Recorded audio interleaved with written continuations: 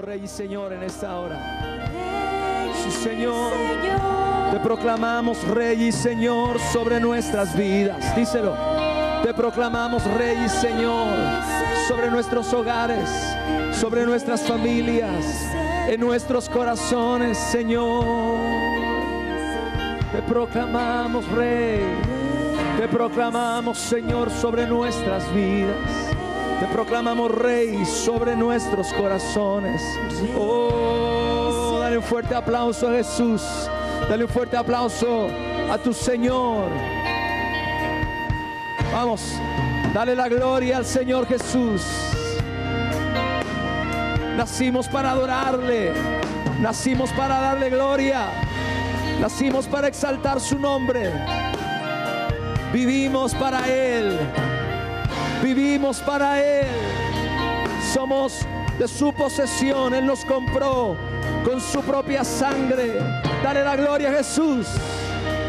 Dale la gloria, dale la gloria, dale la gloria. Jesús te ama. Cántalo tu iglesia. Cántalo fuerte. Jesús te adoro. Hoy te Rey de mi vida. Rey de mi vida. Jesús te amo.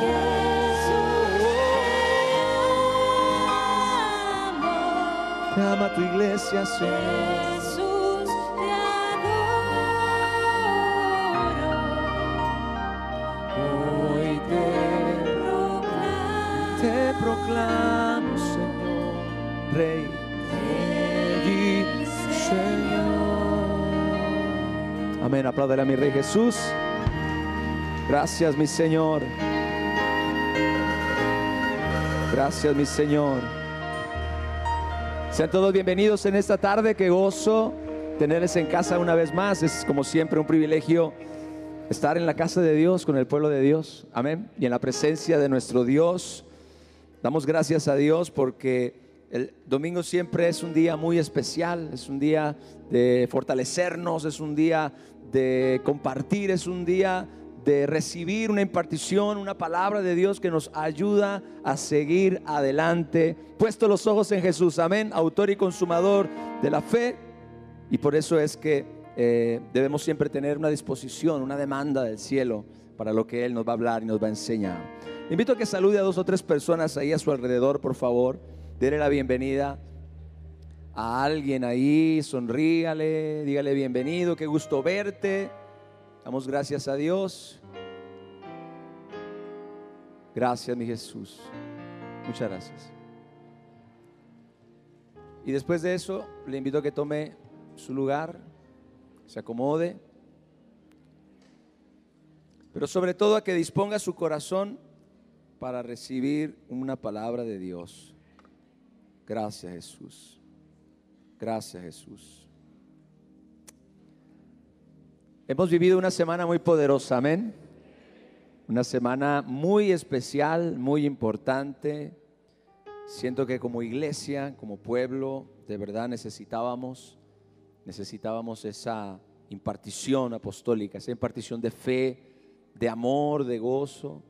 Después de todo el tiempo de pandemia, pues era importante que la iglesia tuviera un tiempo de refrigerio como el que vivimos la semana pasada. Fuimos muy, pero muy bendecidos, muy, pero muy edificados y fortalecidos para seguir adelante, haciendo la obra de Dios, haciendo la voluntad de Dios, creyendo que lo mejor de Dios todavía está por venir. Amén.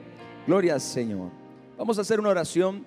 Vamos a preparar nuestro corazón, nuestra mente, nuestro espíritu para recibir la palabra de Dios. Y como siempre vamos a pedir la ayuda del Espíritu Santo para ello. Glorioso Espíritu de Dios, en esta mañana invocamos tu presencia.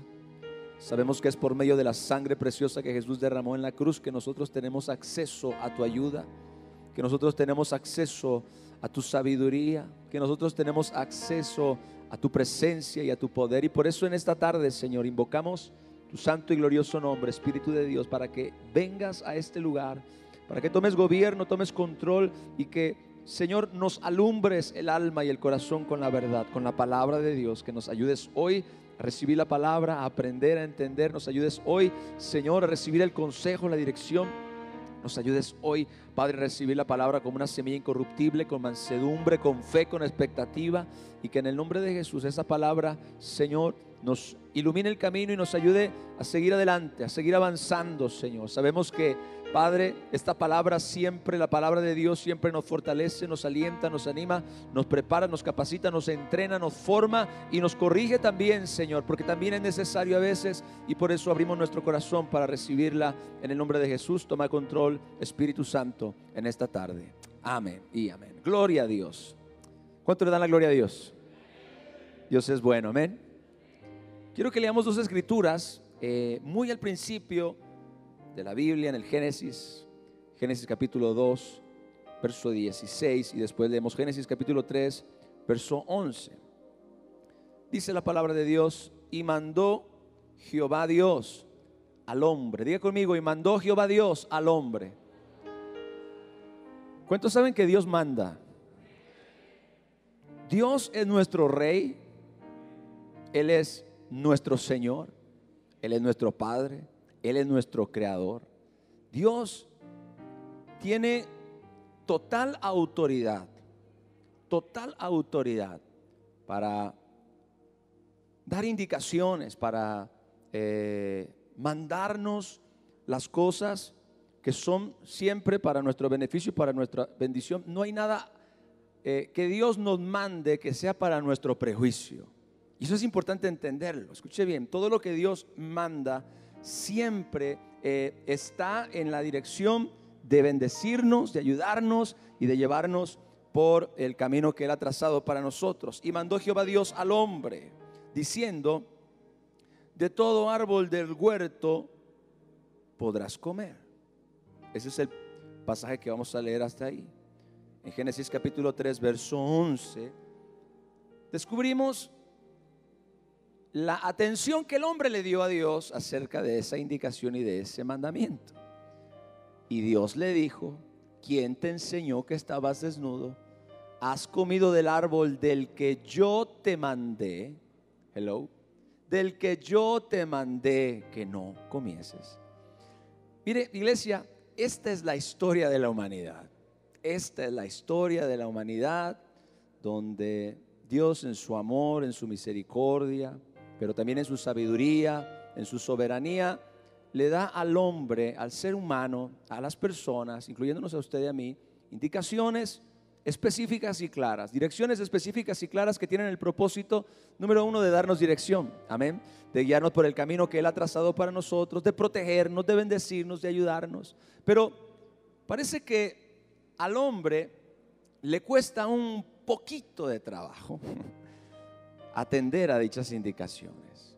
Dice la palabra de Dios que de esa orden, de ese mandamiento que Dios le dio a Adán y Eva, de no comer del árbol del huerto, no comer del árbol de la ciencia del bien y del mal, pues no hubo realmente mucha atención, y entonces leemos que terminaron desobedeciendo al mandamiento. Pero hay algo bien importante que nosotros aprendemos de esta historia, y que por cierto la encontramos a lo largo y ancho de toda la Biblia, y es de lo que yo quiero hablar. Porque al principio de la escritura observamos ya que la única condición requerida al hombre para su permanencia en el paraíso, para su permanencia en la presencia de Dios y en la comunión con Dios, lo único que el Creador le solicita es la obediencia. Diga conmigo: la obediencia. Si usted se da cuenta, Dios no dice nada acerca de fe, Dios no dice nada acerca de humildad, Dios no dice nada acerca de amor. Cuando Dios se comunica con el hombre después de haberle creado, Dios habla de obediencia. Dios le da un mandamiento, porque la fe, la humildad, el amor, todas esas cosas que no se mencionan ahí, están en alguna forma englobadas en el tema de la obediencia. Y esa es la razón por la cual nosotros entendemos que la obediencia es absolutamente necesaria para nosotros poder mantener nuestra relación y comunión con Dios. ¿Qué hubiera sido si Adán y Eva hubieran atendido a la voz de Dios? si hubieran escuchado la indicación, el mandamiento que Dios les dio, y hubieran tomado la decisión de atenderlo, hubieran tomado la decisión de obedecerlo, bueno, seguramente la historia hubiera sido total y completamente diferente a la que conocemos hoy. Sin embargo, pues todos sabemos que eso no sucedió. Esta primera pareja tomó la decisión deliberada, claro, por influencia del enemigo, por influencia de Satanás, de desobedecer a la indicación que el Señor les había dado, y ya conocemos las consecuencias. Pero de acuerdo a estos pasajes, la obediencia es absolutamente necesaria para mantener nuestra relación y comunión con Dios. Si usted se pone a pensar, lo más importante que el hombre perdió en el huerto del Edén no fue el huerto precisamente, ni el estilo de vida del huerto. Lo más importante que el hombre perdió fue la presencia y la comunión con Dios. Ahora, esto lo leemos en el primer libro de la Biblia, en los primeros capítulos. La historia apenas está comenzando. Y entonces vamos ahora al lado opuesto, al Apocalipsis, al último libro de la Biblia, el cierre de la historia. Apocalipsis capítulo 14, verso 2, y entonces 12, perdón, Apocalipsis capítulo 14, verso 12, y leemos lo siguiente. Aquí está la paciencia de los santos, y escuche bien, ¿a quiénes se refiere? Los que guardan los mandamientos de Dios. Diga conmigo, los que guardan los mandamientos. ¿Los qué? Mandamientos, no las sugerencias. Diga, Dios no sugiere, Dios manda. Aquí está la paciencia de los santos, los que guardan los mandamientos de Dios y la fe de Jesús. Si usted se da cuenta, desde el comienzo, en el Génesis, como acabamos de leer, y hasta el final de la historia, desde el paraíso perdido y hasta el paraíso recuperado, se mantiene una misma ley inmutable, y es la siguiente: Dios demanda del hombre su sincera obediencia. Dios demanda del hombre su sincera obediencia. Ahora, la obediencia, solo para ahondar un poquito en lo que eso representa y lo que eso significa, la obediencia se identifica como la realización de una actividad, escuche esto, bajo la influencia de otra persona. Es importante entender el concepto porque nosotros no debemos de tener ningún tipo de duda de que a qué es a lo que la Escritura, a qué es a lo que el Señor se refiere cuando Él espera de nosotros obediencia, cuando Él nos da un mandamiento, cuando Él nos revela principios, indicaciones específicas a las cuales usted y yo debemos atender, las cuales, como ya lo mencioné, están diseñadas para nuestro beneficio, para nuestra protección y para nuestra bendición. Pero ¿qué es en sí la obediencia? Repito, la obediencia se identifica como la realización de una actividad bajo la influencia de otra persona. Estaba yo leyendo esta definición que estuve estudiando en internet. Cuando usted va a un diccionario común, usted encuentra cosas que no le transmiten realmente ningún entendimiento acerca del principio, ¿no? ¿Cuántos usaron en la primaria o en la secundaria el famoso diccionario Larousse, el cuadrito ese chiquito que nos pedían en la escuela? Y yo recuerdo que siempre cuando yo buscaba una definición en el diccionario, me quedaba exactamente igual que antes, porque yo buscaba la palabra obediencia y la respuesta del diccionario era: la obediencia es el acto de obedecer. Y yo me quedaba como, pues, no, o sea, no me sacaron de mi duda, porque no me están explicando lo que es la obediencia. Es importante que entendamos el concepto. Entonces, repito, la obediencia se identifica como la realización de una actividad bajo la influencia de otra persona, omitiendo nuestros deseos o pensamientos sobre la ejecución de dicha labor. Omitimos nuestros deseos o pensamientos sobre la ejecución de dicha labor, y aquí se deja a un lado la voluntad propia. Esto es bien importante. Cuando nosotros obedecemos a Dios, nosotros actuamos bajo su influencia, bajo su dirección.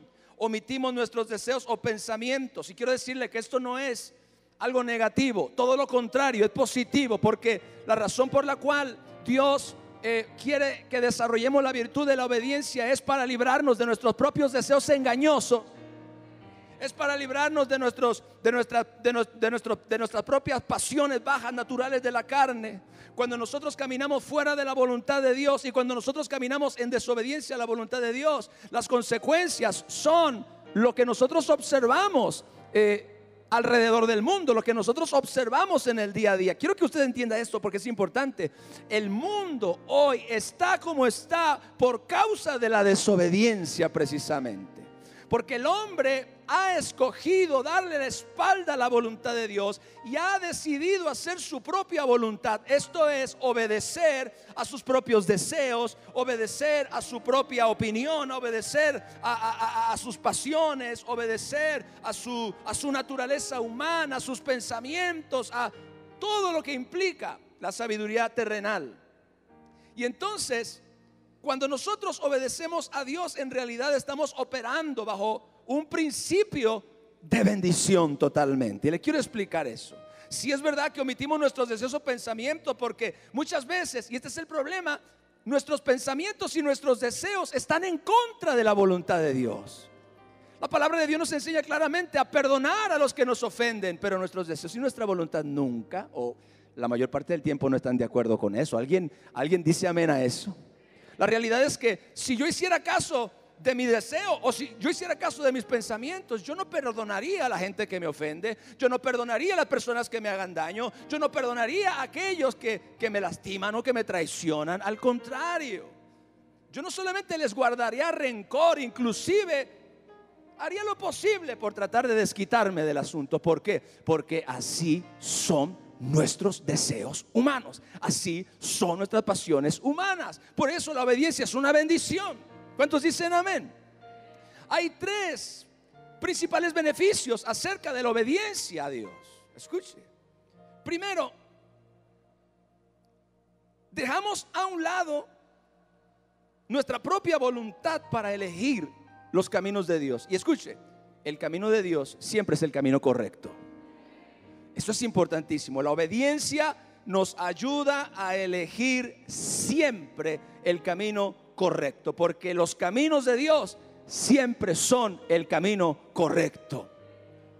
Hay algunos pasajes en las Escrituras que nos enseñan por qué es peligroso obedecer a los impulsos de nuestro propio corazón. ¿Usted ha escuchado eso? Haz lo que te dicte tu corazón. No hay nada más peligroso que eso.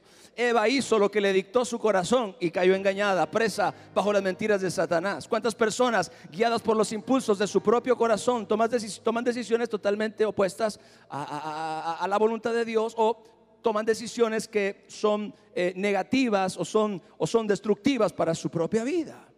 Así que cuando nosotros escogemos la voluntad de Dios, uno de los más importantes beneficios es que siempre estamos escogiendo el camino correcto. Y le voy a explicar algo, y se necesita de humildad para reconocer este principio. La Biblia dice: engañoso es el corazón más que todas las cosas, y perverso, ¿quién lo conocerá? Así que si yo conozco mi propio corazón, y lo conozco, no puedo confiar en él. No puedo confiar en mi propio corazón. Claro que hay momentos donde Dios me dirige a través del impulso de mi corazón o a través de mis propios pensamientos, pero eso es cuando mi vida está completamente rendida a Dios, cuando yo conozco la palabra y la voluntad de Dios, y entonces tengo un parámetro para regir si lo que yo siento está en armonía con la voluntad de Dios o no. Lamentablemente hoy la gente tiene muy poco conocimiento de la voluntad de Dios, esto es, de la palabra de Dios. Por lo tanto, cuando sus impulsos están en alguna forma dándoles dirección y rumbo a sus vidas, no saben discernir si lo que están haciendo está en armonía con la voluntad de Dios o está contra la voluntad de Dios. Por eso es que vemos un montón de cristianos apoyando ideologías que tienen absolutamente nada que ver con Dios y todo que ver con la agenda de Satanás. Ay, se quedó con los ojos cuadrados ahora. Si la gente entendiera que Dios es un Dios de vida, nunca estaría a favor de la muerte. Y entonces, cuando yo escojo la voluntad de Dios, estoy escogiendo el camino que siempre es el correcto. ¿Por qué? Porque hay camino que al hombre le parece derecho, pero su final es camino de muerte. O sea que yo puedo creer que estoy bien en lo que estoy haciendo, pero al final me lleva terrible sorpresa. Resulta que lo que yo estaba haciendo, o resulta que la dirección en la que yo estaba viviendo, o las decisiones que yo estaba tomando, pues eran todo lo opuesto a lo que Dios quería para mí. Pero como el hombre siempre, por causa del orgullo, ha querido ser sabio en su propia opinión, no está dispuesto a oír la voluntad de Dios. Y vea, todo lo que sucede a nuestro alrededor es precisamente la consecuencia de ignorar la voluntad de Dios, de darle la espalda. Hoy lo que vemos, este grado de descomposición social, este grado de descomposición cultural, este grado de descomposición moral, es la consecuencia precisamente de haberle dado la espalda a la voluntad de Dios. Es decir, haber escogido la desobediencia por encima de la obediencia. Es el primer beneficio acerca de la obediencia, nos ayuda a elegir el camino correcto. Y lo segundo que sucede en este proceso es que nos ayuda a sujetar nuestra propia inclinación natural hacia la rebeldía. El ser humano es rebelde por naturaleza. Uno de los legados más nefastos que nos dejó nuestro ancestro Adán fue precisamente un espíritu que tiende a la rebeldía, un espíritu que tiende a la desobediencia, un espíritu que tiende a ir en contra de los deseos y de los principios de un Dios santo, de un Dios justo, de un Dios bueno. Usted nunca va a poder realmente caminar sujetando su naturaleza humana, terrenal, que tiene pasiones. Y algunas de esas pasiones son muy bajas, son pecaminosas. Gloria al Señor. Yo siempre he dicho que a la naturaleza humana caída, la carne, lo que le gusta es lo inmoral, lo ilegal y lo que engorda. La naturaleza humana tiene esta inclinación por las cosas que lo destruyen, las cosas que no le hacen bien, las cosas que lo perjudican. Gloria a Dios. No te tires de ahí, porque te puedes matar. Que me tire, dice. Así es la carne. Así actúa la carne. Y cuando yo obedezco a Dios, cuando yo desarrollo la virtud de la obediencia, así sujeto mi inclinación natural hacia la rebeldía. Dice la palabra de Dios: no confíes en tu propia opinión. Teme a Jehová y apártate del mal. ¿Se da cuenta? El ser humano en su orgullo cree que su opinión está por encima de la voluntad de Dios. Cree que su opinión está por encima de los principios eternos de Dios. Y entonces, lamentablemente, ya vemos lo que el hombre y su propia opinión y su propia voluntad pueden lograr. Pueden hacer de un mundo y de la humanidad misma un caos.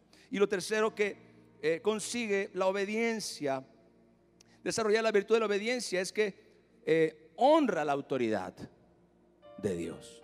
Vea, la obediencia nos ayuda a elegir el camino correcto, siempre el camino correcto, la obediencia a Dios. Nos ayuda a sujetar nuestra inclinación natural hacia la rebeldía. Y número 3, nos ayuda a honrar la autoridad de Dios. Si usted se da cuenta, cuando Dios creó al ser humano, la primera indicación que le dio fue un mandamiento. Y mandó Dios al hombre. Obviamente el hombre entendía perfectamente en ese momento quién era aquel que lo había creado, quién era aquel quien le estaba dando la indicación. No solamente era su creador, era su rey, era su señor. Y por tanto él tenía que sujetarse y tenía que someterse a esa voluntad. Y entonces, gloria al Señor, la historia misma de la humanidad nos enseña claramente que el hombre no puede o no sabe vivir independientemente de Dios. Esto es fuera de su voluntad. Si somos honestos, la desobediencia solamente ha traído caos. ¿Cuántos dicen amén a eso? La desobediencia solamente ha traído caos. La desobediencia solamente ha traído maldición.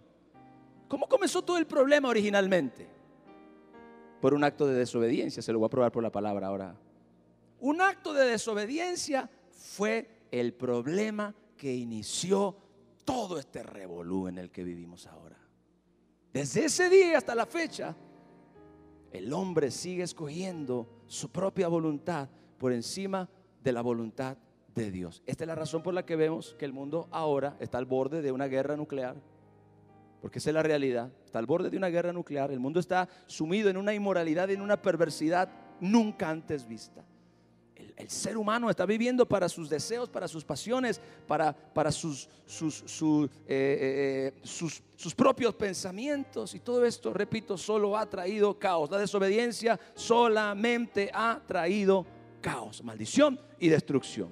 Ahora, volviendo al tiempo del principio, después de la desobediencia de Adán, solo algunos, muy pocos, por cierto, buscaron obedecer completamente a Dios. Usted lee el libro de Génesis y se encuentra solo con algunos personajes, eventualmente, algunas veces con separaciones de cientos de años el uno de otro. Después de Adán observamos al tercer hijo de ellos, que fue, creo, Set, que él comenzó a buscar a Dios fuera del huerto.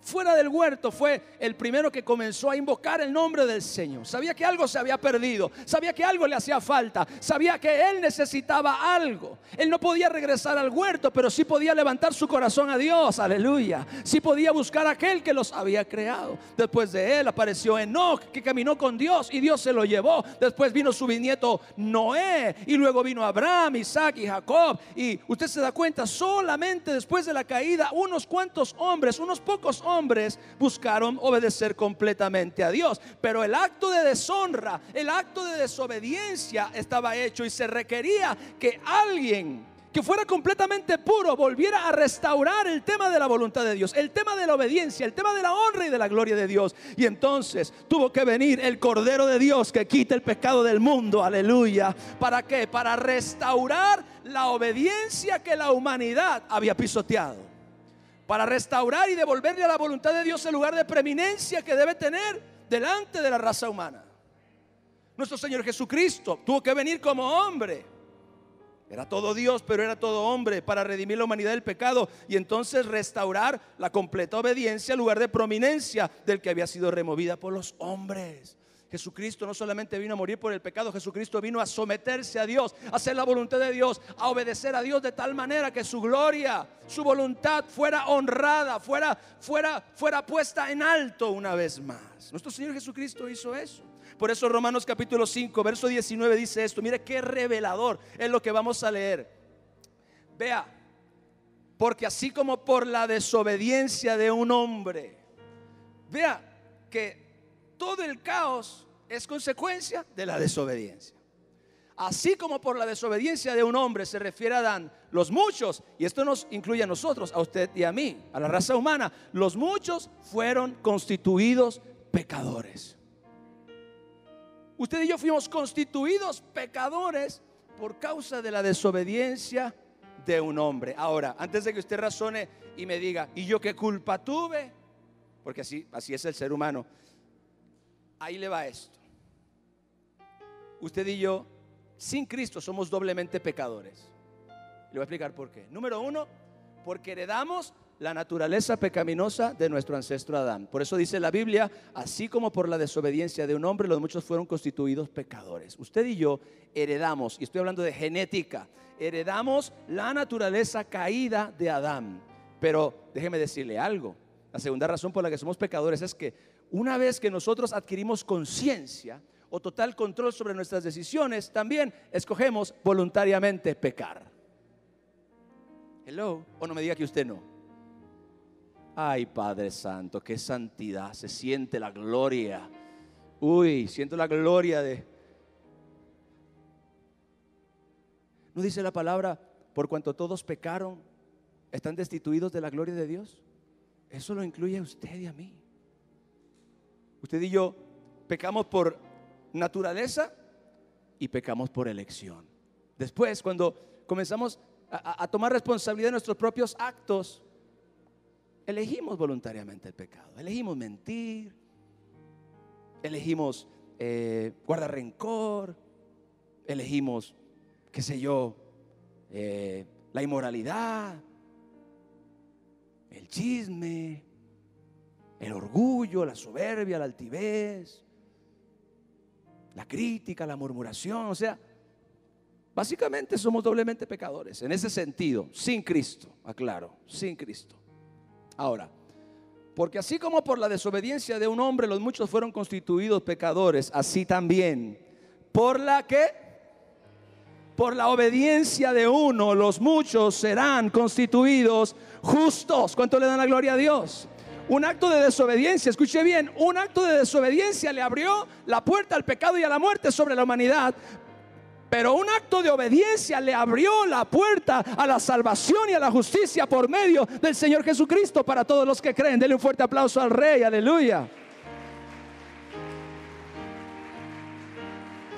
Este pasaje nos revela tanto el peso de la desobediencia como el peso de la obediencia.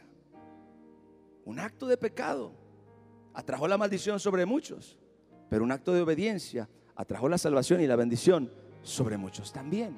Hoy, escuche bien esto.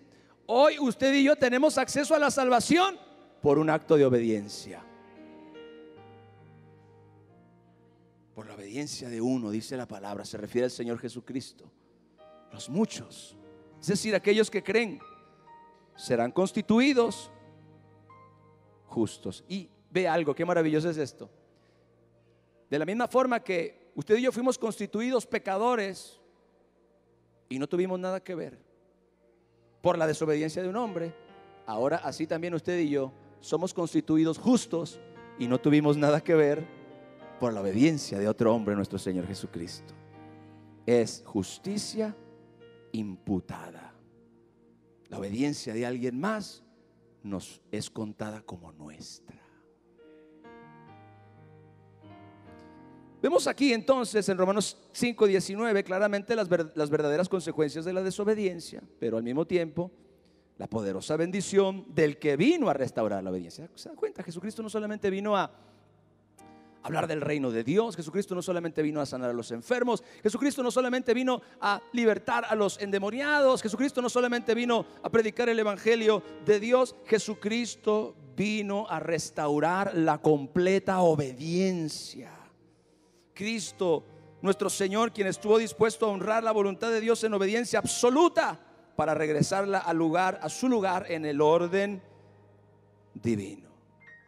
Y quiero leer 3 escrituras que nos van a ayudar a entender el lugar que nuestro Señor Jesucristo le dio a la obediencia en su vida, para que nosotros entendamos también el peso que tiene el tema de la obediencia en nuestra propia vida. Primero, Filipenses capítulo 2, verso 8. El contexto de esta escritura es: haya pues en vosotros el mismo sentir que hubo en Cristo Jesús, el cual, siendo en forma de Dios, no estimó el ser igual a Dios como cosa que aferrarse, sino que se despojó a sí mismo, habiendo sido hecho semejante a los hombres, y estando, verso 8, en la condición de hombre, escuche, se humilló a sí mismo, haciéndose obediente hasta la muerte. Diga conmigo, haciéndose obediente hasta la muerte, y muerte de cruz. Ahora, si usted se da cuenta, aquí hay 2 muertes. Diga 2 muertes.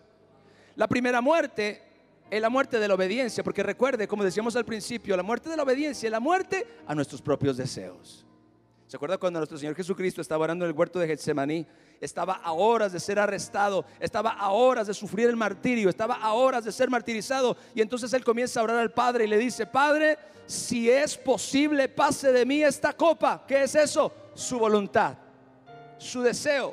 Evidentemente el Señor Jesucristo, como hombre, estaba experimentando una angustia por causa de lo que estaba por venir, y entonces Él ora y dice: Señor, si es posible, pase de mí esta copa. Ahí, ¿quién está hablando? ¿La voluntad de quién? La voluntad de Él, la voluntad de Jesús, la voluntad de su naturaleza humana. Pero Él está orando por un tiempo determinado, y entonces dice: Padre, si es posible, pase de mí esta copa, pero no se haga mi voluntad, alguien está aquí, sino la tuya. Es decir, en el momento en el que nuestro Señor Jesucristo decidió poner la voluntad de Dios por encima de la suya, en ese momento murió la primera muerte. Alguien dijo en una ocasión, cuando nuestro Señor Jesucristo fue a la cruz, Él ya estaba muerto. Evidentemente no se refiere a la muerte física, se refiere a la muerte de haber aceptado y abrazado completamente la perfecta voluntad de Dios, que era que Él entregara su vida en la cruz para la salvación de todos nosotros los pecadores. Y entonces el Señor Jesucristo dice que se hizo obediente hasta la muerte. El Señor Jesucristo dijo: que no se haga mi voluntad sino la tuya. Y entonces Él ahí murió la muerte de su propia voluntad, que es el requisito para la perfecta obediencia. el requisito para la perfecta obediencia, que es la obediencia que alcanzó nuestro Señor Jesucristo, es la muerte a su propia voluntad, la muerte a sus propios deseos, la muerte a sus propios anhelos personales. Él estuvo dispuesto a ceder todo eso y a ponerlo en segundo lugar y abrazar completamente la copa de Dios, abrazar completamente la perfecta voluntad de Dios, que era que Él tenía que padecer por la humanidad, Él tenía que sufrir por la humanidad. Esa era la misión de su vida, ese era el momento clave, para eso había venido.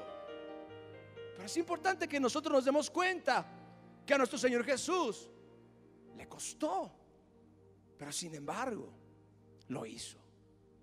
Dice, se hizo obediente hasta la muerte. Y entonces la segunda muerte fue la muerte de la cruz. Si Él no muere la primera muerte, Él no muere la segunda muerte. La misión y el plan de Dios era la muerte de la cruz. Pero para Él llegar a ese punto de cumplimiento de la voluntad de Dios, antes, primero tuvo que ceder su propia voluntad. Quiero decirle algo, hago un paréntesis. ¿Sabe por qué nos cuesta tanto ceder nuestra voluntad? El enemigo nos ha metido en la cabeza que la voluntad de Dios nos hará miserables, nos hará infelices. Eso no es así. Ya leímos en en Romanos, que la voluntad de Dios es buena, es agradable y es perfecta. Ya Cristo murió en la cruz por nosotros. Nosotros no tenemos que morir en una cruz. Sí tenemos que abrazar la cruz de Jesús, pero no vamos a morir en una cruz. Ya Jesús murió por nosotros, pero sí vamos a abrazar la perfecta voluntad de Dios para nuestras vidas. Y es probable que en un determinado momento cada uno de nosotros tenga que enfrentar ese momento donde tiene que morir personalmente a su propia voluntad para hacer la de Dios. Hello. Tenemos que estar dispuestos, iglesia, porque nuestro Señor Jesucristo nos deja el ejemplo. Se humilló a sí mismo. Dice, se hizo obediente hasta la muerte, y la muerte de cruz. Ahora, en el Evangelio de Juan, capítulo 6, verso 38, nuevamente son palabras del Señor Jesucristo. Él dice, porque yo he descendido del cielo, no para hacer mi voluntad, sino la voluntad del que me envió. No para hacer mi voluntad, sino la voluntad del que me envió.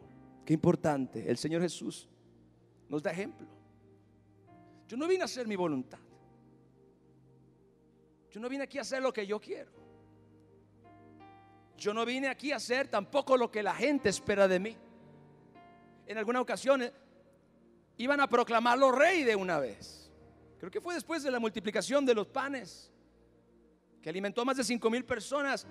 La gente estaba tan impactada y la gente estaba tan llena de euforia y de gozo por lo que había sucedido. Dice la palabra de Dios que estaban a punto de proclamarlo rey, y el Señor Jesucristo se les escabulló, se les escondió, se fue al monte a buscar a Dios y a orar a Dios. Pero ¿qué? ¿No era ese el diseño de Dios? ¿No es precisamente en lo que Jesús se convirtió, rey de reyes y señores de señores? Sí, pero no era el hombre el que iba a proclamar rey a nuestro Señor Jesucristo. Era Dios el Padre mismo el que lo iba a proclamar como rey. Porque si el hombre proclamaba rey a Jesús, él solamente hubiera sido rey de una nación, pero el Padre lo proclamó rey y lo convirtió en el rey del universo, en el cielo, en la tierra y debajo de la tierra. Dele un aplauso a mi Señor, aleluya.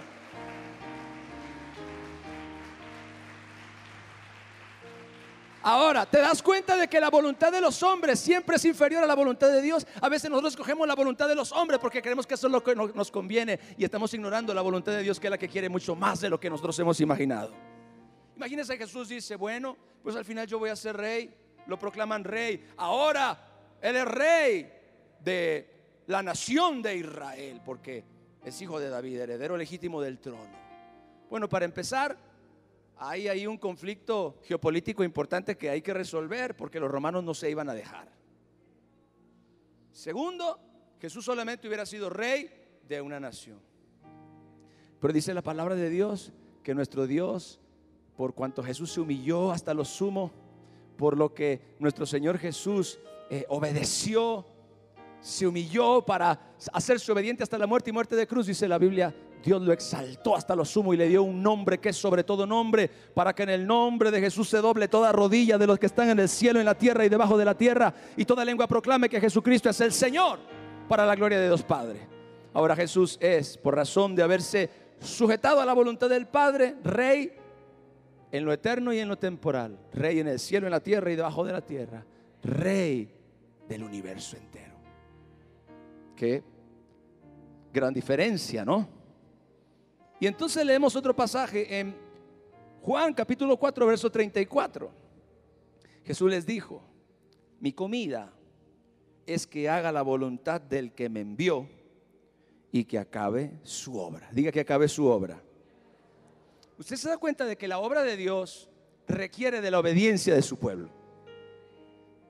Nuestra obediencia coopera para que la voluntad de Dios, para que la obra de Dios sea hecha en la tierra. Dice el Señor Jesús: mi comida, mi alimento, mi primera necesidad, es como decir, mi más alta prioridad es que yo haga la voluntad del que me envió y así acabe su obra. Porque lo que Dios ha diseñado requiere de nuestra obediencia. Es más, escucha bien, la obra de Dios en tu vida requiere tu obediencia. Requiere tu obediencia. Requiere que tú estés dispuesto a atender a las indicaciones. Requiere que tú estés dispuesto a abrir tu oído, oír su voz y que puedas estar de acuerdo, es decir, que puedas acceder a lo que el Señor te dice, a lo que el Señor te dirige. Mi comida es que haga la voluntad de Dios, mi más alta prioridad, como el alimento lo es, que haga la voluntad del que me envió y que acabe su obra. Vemos entonces el lugar que nuestro Señor Jesucristo le dio a la obediencia de su Padre. Jesucristo no dejó el tema de la obediencia a un segundo término, a un tema relegado por ahí. Bueno, vamos a ver si se puede. No. Para Jesús la obediencia al Padre fue prioridad. Por eso es que por la obediencia de uno, los muchos fueron constituidos justos. Su obediencia era determinante para nuestra salvación. Y entonces Jesús le da un lugar alto a la obediencia. Jesús le da un lugar alto a la voluntad de Dios. Todo esto porque Jesús no solamente vino a morir por los pecadores, vino también a honrar la voluntad del Padre, a devolverle al Padre la dignidad, a su voluntad, que una humanidad caída, rebelde, desobediente, le robó. Una voluntad que había sido pisada por su creación. ¿Sabe? Mira el mundo, mira su mundo alrededor. La gente está pisoteando literalmente la voluntad de Dios. No solamente no hace la voluntad de Dios, sino que hace lo totalmente opuesto al carácter y a la voluntad de Dios. La gente le ha dado la espalda a la voluntad de Dios y la humanidad está cosechando sus consecuencias. Toda esta depravación moral no es otra cosa que la gente haberle dado la espalda a la voluntad de Dios y haber escogido el camino de la desobediencia. Pero Jesús viene a colocar nuevamente la voluntad del Padre en un lugar de preeminencia, el lugar que debe tener en la vida de todos aquellos que desean agradar al Señor. Gracias a la obediencia de Jesús, nosotros los que creemos podemos nuevamente ser atraídos a la presencia de Dios. Mire esto, la desobediencia, viéndonos como una humanidad en general, la desobediencia nos sacó del huerto, la desobediencia nos sacó del paraíso, pero la obediencia nos trae de regreso otra vez. Nos trae de regreso otra vez. La obediencia de Cristo primero, por supuesto, y luego nuestra obediencia y nuestra fidelidad al Cordero de Dios. Hemos sido llevados de regreso por razón de la obediencia a la presencia que la desobediencia nos robó, a la comunión que la desobediencia nos robó. Adán rechazó la obediencia, Jesús la abrazó completa. ¿Quién era más? ¿Adán o Jesús? Adán era creación, Jesús el creador. Adán escogió la desobediencia. El que tenía que obedecer desobedeció, y el que no tenía que obedecer obedeció.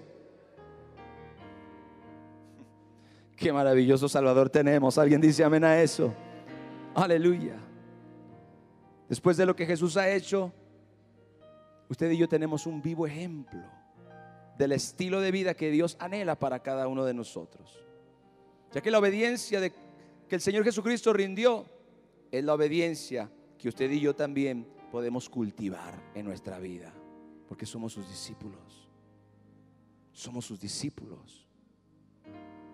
Ahora quiero que leamos algunas escrituras, porque para mí es importante que la iglesia recupere esta conciencia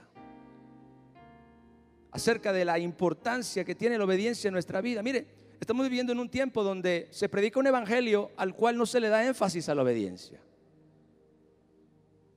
Escuche esto. Al grado de que hay gente que atribuye la obediencia al antiguo pacto.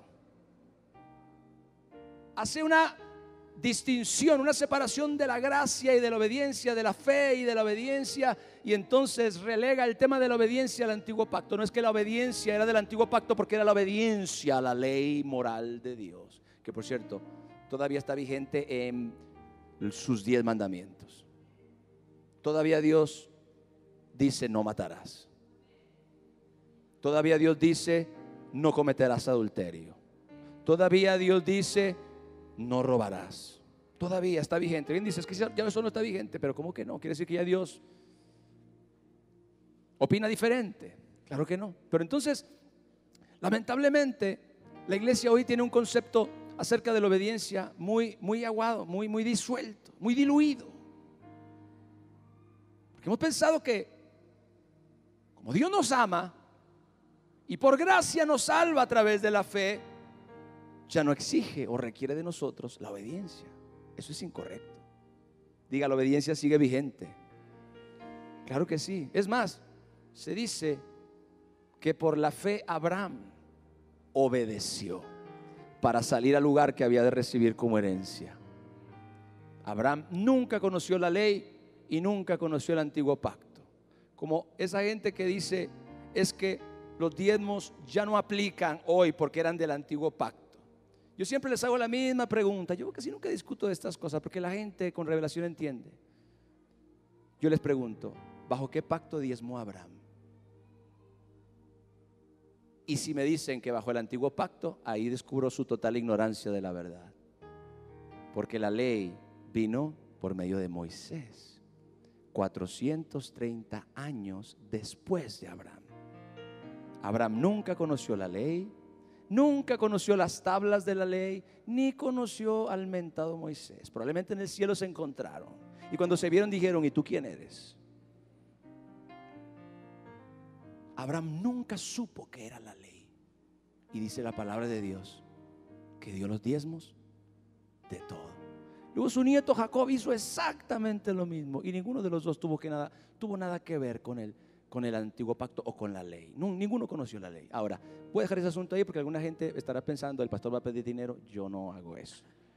Si alguna gente piensa: ya sé para dónde va el pastor, va a pedir una ofrenda especial gloria a Dios, para comprarse un nuevo traje o algo, porque ese azul ya lo sueño con él. No, mis amados, el pueblo de Dios es inteligente.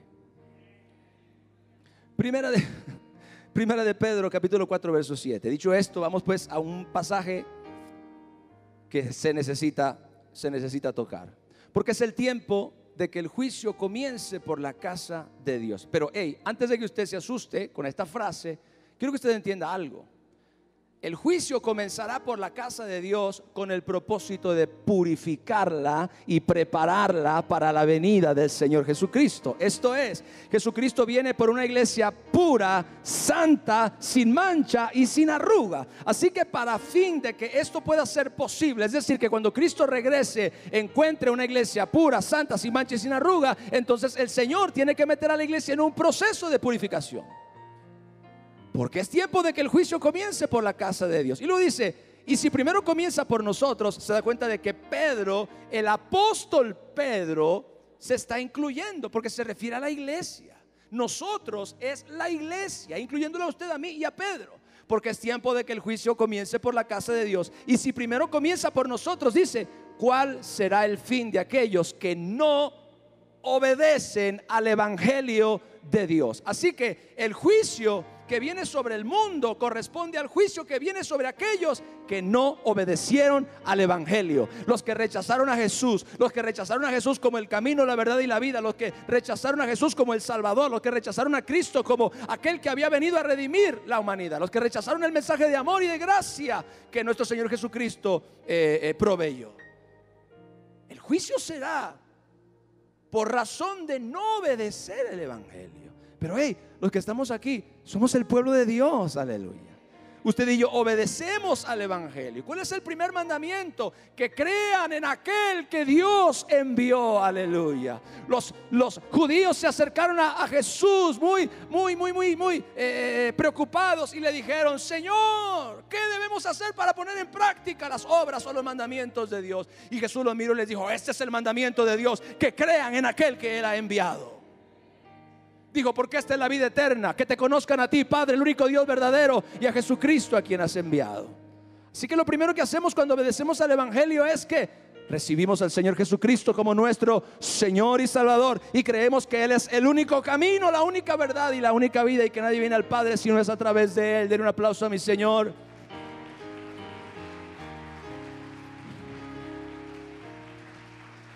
Pero para un hijo de Dios, para un hijo de Dios, para el pueblo de Dios, la desobediencia nunca será el camino. Nunca. Nunca. Gloria a Dios. El siguiente verso, Hebreos capítulo 5, verso 9, habla de nuestro Señor Jesucristo, quien dice: habiendo sido perfeccionado. Ponme desde el verso 7, por favor. Desde el verso 7 dice: y Cristo, en los días de su carne, ofreciendo ruegos y súplicas con gran clamor y lágrimas al que le podía librar de la muerte, fue oído a causa de su temor reverente. Y aunque era hijo, diga, era hijo. ¿Cuántos hijos de Dios hay aquí? Aunque era hijo, por lo que padeció, aprendió ¿qué? La obediencia. Aún nuestro Señor Jesucristo tuvo que aprender la obediencia, porque cuando Él estaba en forma de Dios, Él no tenía que obedecer. Él es Dios. Pero ahora, habiendo adoptado la forma de siervo, la forma de hombre, Él tiene que aprender la obediencia.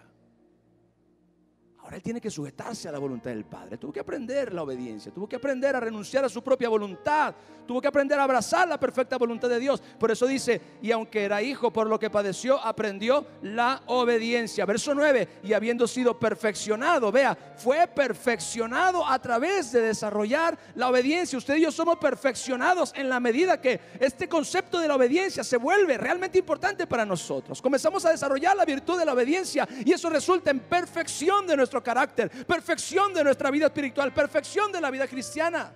En la medida que nosotros seamos desobedientes, en esa misma medida también seremos inmaduros.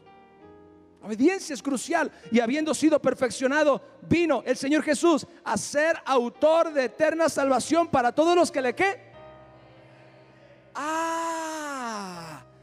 O sea que también tengo que obedecer en el nuevo pacto. O sea que la obediencia también es requerida en el nuevo pacto. O sea que Dios me ama, pero espera de mí mi obediencia. O sea que yo soy salvo por la gracia de Dios, pero todavía tengo que obedecer a los mandamientos de Dios. Ese es el balance que la iglesia necesita en este tiempo para dejar de vivir un evangelio sin obediencia, un evangelio sin santidad, un evangelio sin compromiso, un evangelio sin rectitud, sin integridad. ¿Alguien dice amén? ¿Cuántos están felices? Oiga, le prediqué 3 semanas acerca del gozo. Ya sé por qué me la predicó, pastor. Bueno, vamos una y una. Le di la comida que le gusta y ahora le doy la que le gusta menos. Ahora le estoy dando el chinchayote, que también es bueno. Yo todavía sigo sin saber qué es, pero... Y entonces, Romanos capítulo 2, verso 6 al 8, hablando acerca de Dios, dice: el cual, observe esto, pagará a cada uno conforme a sus obras. Romanos 2, 6 al 8. Vea esto: vida eterna a los que perseverando en bien hacer buscan gloria y honra e inmortalidad. Pero ira y enojo a los que son contenciosos. Esa palabra contención es importante porque significa resistirse, resistir a algo. Esa palabra contencioso significa que hay gente que se resiste a la voluntad de Dios, que resiste la voluntad de Dios. Oye, escuche bien, ese es el peligro más grande de nuestra generación. Porque la razón por la cual nosotros observamos cómo el sistema, la cultura de nuestro tiempo se está volviendo en contra de la moral, se está volviendo en contra de todo lo que represente religión. ¿Usted sabe por qué? En todas esas marchas que hay se atacan, por ejemplo, los templos católicos. Usted sabe de eso, ¿verdad? Y se pintan obscenidades en las paredes con spray y se ataca a los sacerdotes. El espíritu del anticristo dice que se levanta contra todo lo que se llama Dios o es objeto de culto. ¿Cuál es la razón por la cual nuestra cultura, las ideologías de nuestro tiempo, esta cultura progresista y liberal se levanta contra todo lo que representa a Dios? Por esta razón, por la contención. La gente se resiste a la verdad, se resiste. Saquen sus rosarios de nuestros ovarios, dice un tema feminista. ¿Qué significa eso? No metan a Dios. Y no porque el rosario, yo respeto la religión, pero la gente no entiende. Pero yo sé para dónde va el ataque. El ataque no va contra el rosario católico. El ataque va contra Dios y contra su voluntad. Hello, ahorita es eso. El día de mañana, ¿qué otra cosa van a atacar y van a perseguir? Se da cuenta de que la iglesia tiene que despertar a la realidad. Esa es la contención de la que habla la palabra. Son aquellos que han tomado la decisión deliberada de desobedecer la voluntad de Dios. Y no solamente eso, de ser contenciosos contra ella, de resistirse a ella. Saquen a Dios de mis decisiones, saquen a Dios de la moral, saquen a Dios del gobierno, saquen a Dios de la Cámara de Diputados, saquen a Dios. Y entonces cuando hacemos eso, la corrupción es irrefrenable. Porque la razón por la cual el sistema, el mundo, la cultura, aún esto se ha filtrado en el sistema educativo, en la política, en el gobierno, porque están siendo contenciosos con la verdad. Se están resistiendo a la verdad, están siendo contenciosos con aquel que nos dio la verdad. Dice, pero ira y enojo a quienes, a los que son contenciosos y no obedecen a la verdad. Ahora, aquí le va un principio. Usted y yo y cualquier persona de este mundo estamos sujetos a alguien o a algo siempre. No hay un término neutral. La gente que dice yo soy libre para hacer lo que yo quiera, esa es la gente que está presa bajo las garras de Satanás y su voluntad. Todo aquel que cree que es libre para pensar como quiere y para hacer la voluntad y lo que él quiere, y eso cree que es libertad, esa es precisamente la evidencia de que está cautivo bajo las mentiras y el engaño de Satanás. Porque según este pasaje, usted y yo inevitablemente vamos a obedecer a algo o a alguien. Obedecemos a la verdad, obedecemos a la injusticia. Obedecemos a Dios, obedecemos al diablo. Esta decisión está más fácil que las elecciones de Brasil. Para los que les gusta la política, era la decisión más sencilla de tomar. Y sin embargo, la gente está decidiendo mal. Están escogiendo mal. Obedecemos a la verdad, obedecemos a la injusticia. Obedecemos a Dios, obedecemos al diablo. No, yo ni Dios ni el diablo. Escogiste diablo. Tengo noticias para ti. Ya escogiste. Yo ni Dios ni diablo, yo soy neutral porque yo soy libre. No te das cuenta.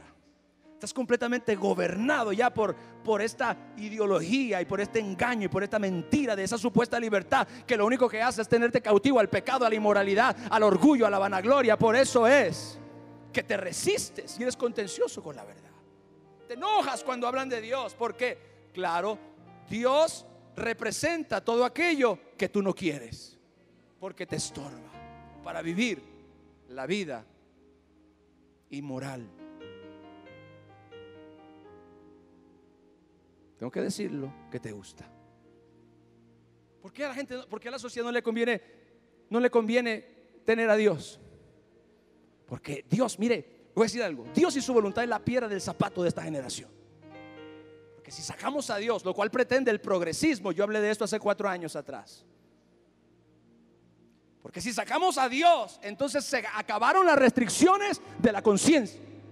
Y si algo frena que la gente se vaya a la barbarie de la inmoralidad, que no falta mucho, es precisamente porque su propia conciencia, que está preñada con los mandamientos de Dios. La Biblia dice que la ley de Dios está escrita en el corazón de los hombres. Eso es la conciencia. Y aún la conciencia, aunque debilitada en la vida de millones de personas en el mundo, es un freno que lo limita para la total corrupción y podredumbre moral.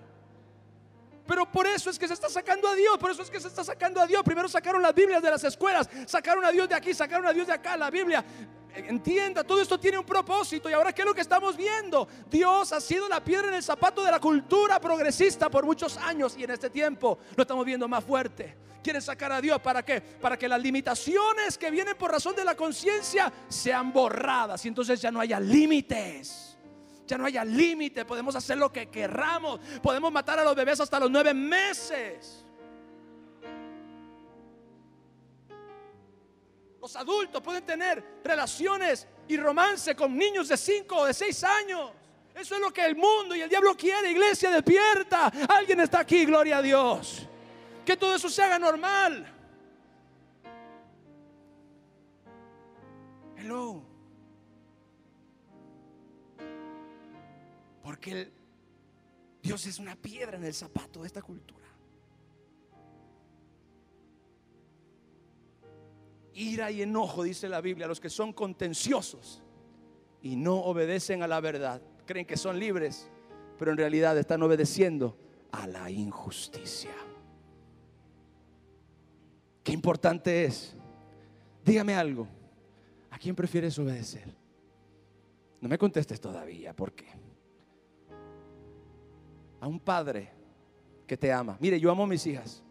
Yo amo a mis hijas. Mi misericordia y mi gracia están sobre ellas. Pero yo todavía espero que me obedezcan. Porque mis mandamientos no son para su fastidio ni para su destrucción, sino para su protección. ¿Cuáles son mis mandamientos? Mis mandamientos siempre tienen que ver con protección, con reglas, con orden, con límites. Límites sumamente importantes. Ese semáforo en rojo no es una restricción para que seas infeliz. Es un límite para que no choques con otro coche de frente, mi querido hermano liberal. El día de mañana dirán: quiten los semáforos en rojo, porque es un límite. Yo no quiero tener límites. Y el amarillo píntenlo de rosa o algo. ¿Qué hemos hecho? Por contender con la verdad, por contender con la voluntad de Dios. La gente escoge la desobediencia deliberadamente y estamos cosechando. La humanidad está cosechando sus consecuencias. Nuestros jóvenes están escogiendo ese mismo camino porque la cultura los está impregnando. Y si nosotros no somos claros, la iglesia de Cristo, el pueblo de Dios, no somos claros en nuestra postura, deja de ser ambiguo. Ay, Padre Santo, no te metas ahí, pastor. Sí, ¿cómo que no? Gloria a Dios. Hay dos partes en mí que están en este momento en conflicto. Pastor, no te metas ahí. No, sí, métete. Dejemos de ser ambiguos. Dile a tu hermano: deja de ser ambiguo. O somos o no somos. O somos o no somos. O nos vamos a parar a favor de la verdad, o el día de mañana nos van a imponer cuanta tontería y nosotros vamos a tener que decir amén. Hello.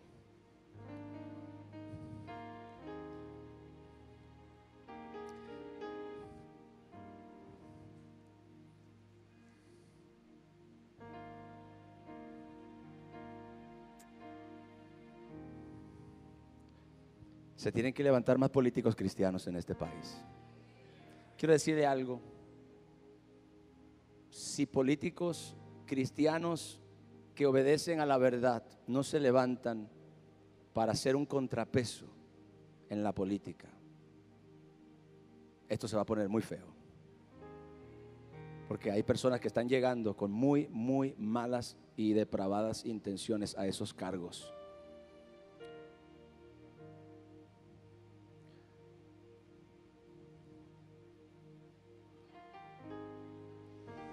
Aquí está ahora entonces el lugar de la obediencia en los que han creído y aún en aquellos a quienes se les ha declarado la verdad del Evangelio. La obediencia siempre ha sido y será de suma importancia en el plan de redención. Un amado y famoso y poderoso hijo de Dios llamado Carlos Finney hace cientos de años atrás dijo esto: vemos entonces que el paraíso, como ya lo vimos en el mensaje, el Calvario, el cielo, todos proclaman a una voz: criatura de Dios. Lo primero y lo último que Dios te pide es la sencilla, universal e inmutable obediencia.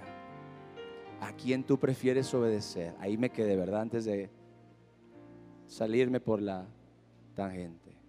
A un Padre bueno que te ama y que te pone límites para tu bien y para tu bendición. Mire, si Dios dice por aquí es, iglesia, por ahí es, no te hagas bolas. Si Dios dice por aquí es, por ahí es, no te hagas bolas. No, es que yo tengo una idea mejor. No es mejor. ¿A quién prefieres obedecer? ¿A un Padre bueno que te ama? ¿A un Rey bueno, misericordioso, que quiere lo mejor para ti? ¿O quieres obedecer a un tirano como lo es Satanás, quien a través de la mentira y el engaño quiere corromper la mente de las personas para que obedezcan a la mentira, a la injusticia y sean contenciosos con la verdad? Porque ellos son libres. ¿Cómo vas a permitir que te esclavice la religión? Qué triste que lo que el mundo llama esclavitud, lo que el mundo llama libertad es en realidad esclavitud, y que lo que muchas veces la iglesia cree que es esclavitud es la verdadera libertad. Dale un fuerte aplauso a nuestro Rey. Aleluya.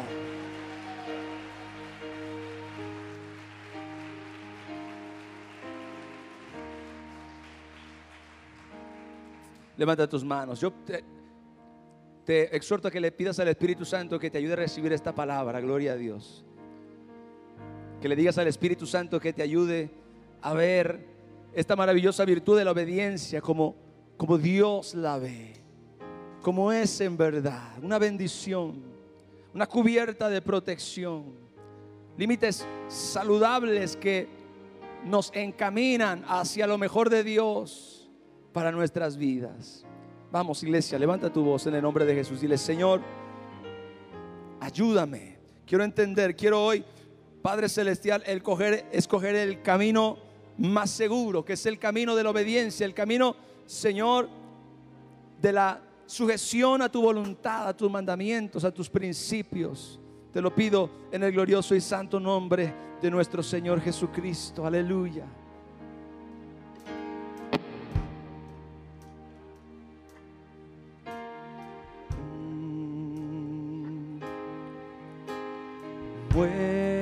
Muéstrame tu gloria, quiero estar junto a ti. Ponme en la hendidura de la peña, ponme en las heridas de Jesús.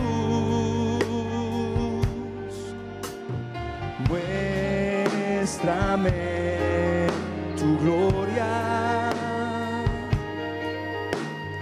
quiero estar junto a ti. Ponme en la hendidura de la peña, ponme en las heridas de Jesús. Te pido que me cubras con tu mano, que tu rostro resplandezca sobre mí. Te pido que me cubras con tu mano, que tu rostro resplandezca sobre mí. Dile: muéstrame tu gloria, vamos. Muéstrame tu gloria, quiero estar junto a ti. Ponme en la hendidura de la peña, ponme en las heridas de Jesús. Muéstrame. Canta la iglesia. Tu gloria. Quiero estar junto a ti. Ponme en la hendidura de la peña, ponme en las heridas de Jesús. Te pido que me cubras con tu mano, que tu rostro resplandezca sobre mí. Te pido que me cubras con tu mano, que tu rostro resplandezca sobre mí. Te pido, pide a la iglesia, te pido que me cubras con tu mano, que tu rostro resplandezca sobre mí. Te pido que me cubras con tu mano, que tu rostro resplandezca sobre mí. Que tu rostro, Señor, que tu rostro resplandezca sobre mí. Que tu rostro resplandezca sobre mí. Que tu rostro resplandezca sobre mí. Escucha esto, iglesia. Mírame muy bien. Viene un tiempo cuando aparecerá un hombre muy influyente a nivel mundial, el cual mandará a la humanidad entera a ponerse una marca en la mano derecha o en la frente, y nadie absolutamente va a poder hacer ningún tipo de comercio, ni de compra, ni de venta, si no tiene esa marca en su mano derecha o en su frente. La palabra de Dios le llama a esa marca la marca de la bestia. Y la persona que mandará a la humanidad es un líder que está por levantarse en años que están por venir. El apóstol Pablo lo llamó el hijo de perdición, el cual se levanta contra todo lo que se llama Dios y es objeto de culto. Y usted y yo vamos a tener que saber qué es lo que tenemos que hacer. Tenemos que resistir al anticristo, que es el líder del que le estoy hablando, y al falso profeta, que es un líder espiritual que se levantará juntamente con él. Ambos van a mandar a que esto que yo le estoy diciendo suceda. Y usted y yo vamos a tener que tomar una decisión, si vamos a obedecer o vamos a desobedecer. Hasta ese grado y hasta ese punto, la obediencia a la perfecta voluntad de Dios será determinante en nuestra vida y en nuestra eternidad. Amén. Entonces es importante que usted lo tenga claro y que usted sepa en dónde está la verdad y a quién hay que obedecer. Recuerde que el apóstol Pedro y Juan dijeron: es necesario obedecer a Dios antes que a los hombres. Les amo muchísimo. Feliz domingo, excelente semana. Dios me los bendiga. La paz de Dios sea con cada uno de ustedes. El amor de Dios, la comunión del Espíritu, la gracia de nuestro Señor Jesucristo, que la sangre de Cristo los cubra, el Espíritu Santo los llene y que el ángel de Jehová acampe a su alrededor y los defienda de todo mal. Dios está levantando una iglesia fuerte, aleluya. Una iglesia que conoce la verdad, que conoce la palabra, que no se rinde, que no se doblega. Así está Dios levantando esa iglesia. Les amo muchísimo. Bendiciones.